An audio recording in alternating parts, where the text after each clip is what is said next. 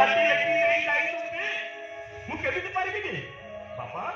କହିଲେ ମୁଁ ଯଦି ଆଜି ଢୋଲ ବଜେଇ ନଥାନ୍ତି ତାହେଲେ ଆମ ଜାଗା ଜମି ସବୁ ଚାଲି ଯାଇଥାନ୍ତା ମୋ ସାନ ଭାଇର ପାଠ ପଢା ସବୁ ଦିନ ପାଇଁ ବନ୍ଦ ହେଇଯାଇଥାନ୍ତା ତେଣୁ ମୁଁ ଭାବିଲି ମୋ ପାଠ ପଢା ପଛେ ଚୁଲିକି ଯାଉ ହେଲେ ମୋ ବାପା ଭାଇ ଭଲରେ ଥାଆନ୍ତୁ ଖୁସିରେ ଥାଆନ୍ତୁ ସେମାନେ ଖୁସିରେ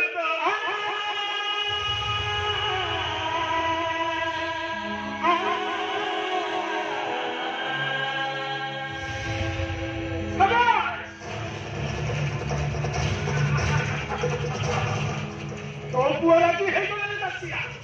ଏବେ କଣ କଣ କହିପାରିବେ କଣ କହିବି ବାବୁ ସେଇ ଜାଗାଟା ସେ ଅଗଣି ଭିତରେ ମୁଣ୍ଡ ପୁରେଇ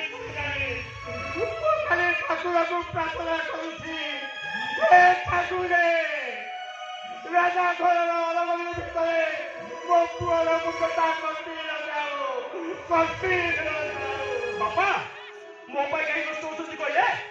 ମୋ ପାଇଁ ପରା ସ୍ୱୟଂ ବଜରଙ୍ଗବାଣୀ ଅଛନ୍ତି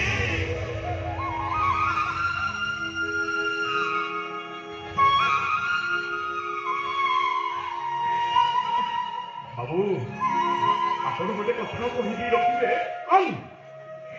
ଆଜି ସକାଳେ ମୋ ସାନ ଭାଇ ଫୋନ କରିଥିଲା 50,000 ଟଙ୍କା ନହେଲେ ସେ କଲେଜରେ ଆଡମିସନ କରିପାରିବନି ଅନେକ ଲୋକମାନଙ୍କ ପାଖକୁ ଯାଇଛି ବାବୁ ହେଲେ କେହି ମତେ ଟଙ୍କାଟେ ସାହାଯ୍ୟ କଲେନି ବାବୁ ମୁଁ ଆପଣଙ୍କ ହାତ ଯୋଡ଼ି ଦେଉଳା ହଉଛି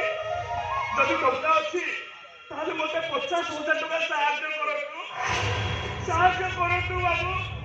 ଏତିକି ଟିକେ ଦୟା କରନ୍ତୁ ବାବୁ ଏତିକି ଟିକେ ଦୟା କରି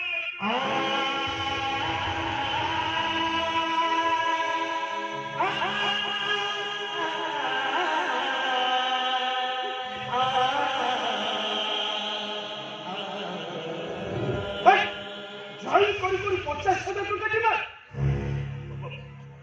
ମୁଁ ସତ କହୁଛି ବାବୁ ମୁଁ ସତ କହୁଛି ଟଙ୍କା ନସିବା ପର୍ଯ୍ୟନ୍ତ ଶୀତ କାକର ବର୍ଷକୁ କିଛି ମାନିବିନି ନାଚା ଘର କେତେ କାମ ପଡିଛି ଢୋଲ ବଜେଇବା ସହିତ ଆପଣ ଯୋଉ କାମ କରିବେ ସବୁ କାମ ମୁଁ କରିବି ମୁଁ ସେତିକି ଟିକେ ଦୟା କରୁଛୁ ବାବୁ ଟିକେ ଦୟା ଓକେ